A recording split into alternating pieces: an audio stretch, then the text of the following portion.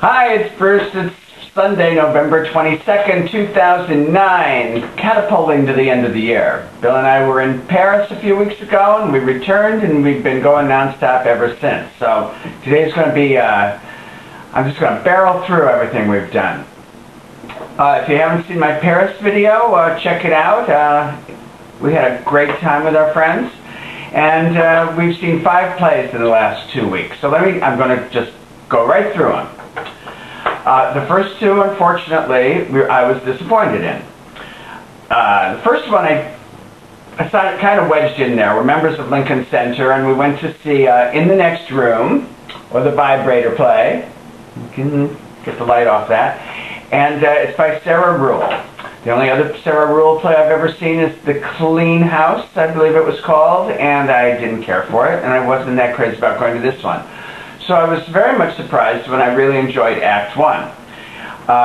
It takes place during the invention of electricity, when Edison is inventing electricity, and actually has the clever premise of the doctors using electricity and inventing vibrators to get the women's hysteria cured by getting their juices flowing. So the first act is sort of a kind of a comic romp, and it's very funny. And then the second act takes some sort of turn off of a cliff, and I didn't like where it went, and I won't give any spoilers, but it just, at the end, I'm like, what play is this? Certainly not the play that started, but, you know, I guess Sarah Rule had something to say, and she said it, and I'm not quite sure what she said in the end.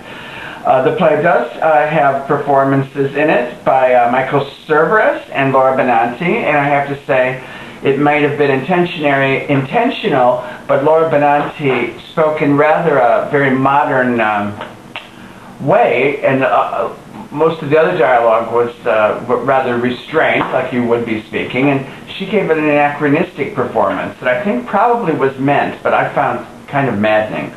So in the long haul, I would say skip In the Next Room or the Vibrator play unless you really like Sarah Rule, and, you know, I just don't get her. The next day we went to see Broke-Ology, which is a new play at Lincoln Center. In the Next Room was at the Lyceum, and this is at the Mitzi Newhouse at Lincoln Center. And it is a new play by Nathan Lewis Jackson.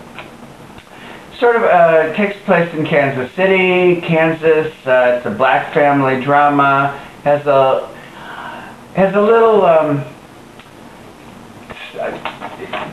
I don't want to say spiritual, but that thing that August Wilson always throws in, sort of this ethereal spirit world thing going on in it too, besides being a family drama, if that makes any sense to you.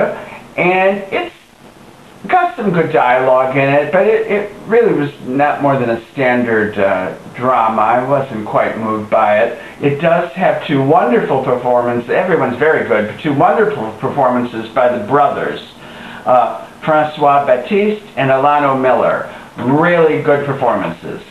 However, once again, I don't think it's a great play, and if you have enough to do in New York, which we do, I'd also say skip it.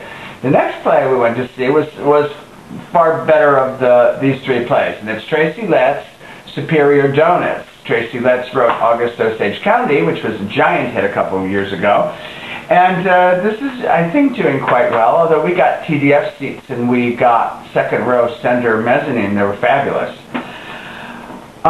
It's quite a well-written and touching piece. Michael McKean stars as sort of a down-and-out ex-vet who runs a little donut shop on the wrong side of Chicago, and not many donuts or customers, really. And in comes a young black man to with a backstory that's kind of interesting, and wants to help him. And this guy is really great.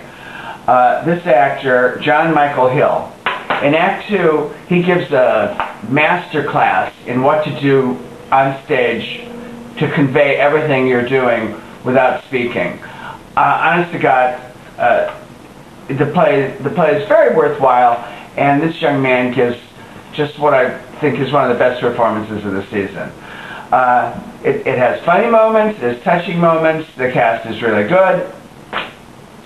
So I'd recommend Superior Donuts if you want to see one of the better plays on Broadway. Then we turned to the musicals and got to see Finian'S Rainbow, which was directed and choreographed by Warren Carlyle, and it was quite charming.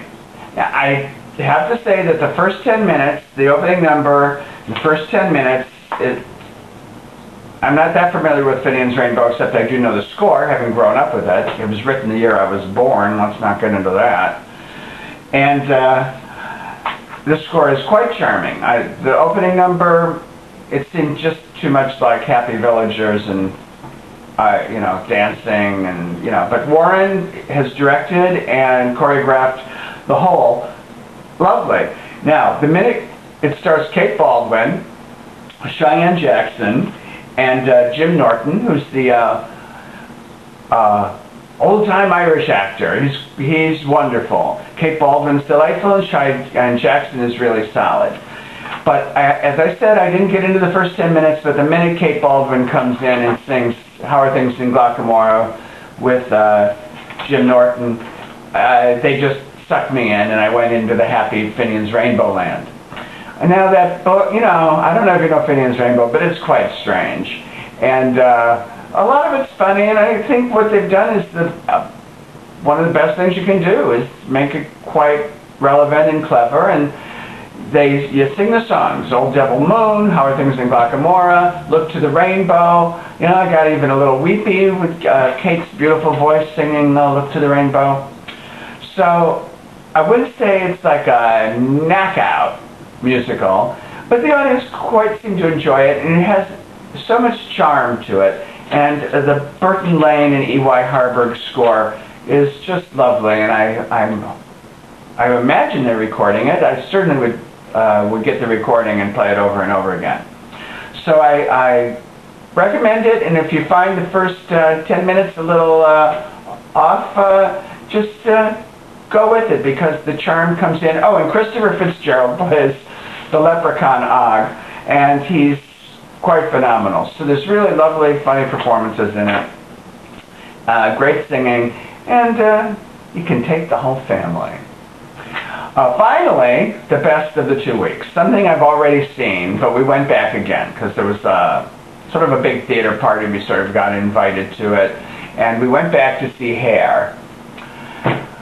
This show, Diane Paulus has directed the crap out of this show. It's just brilliant.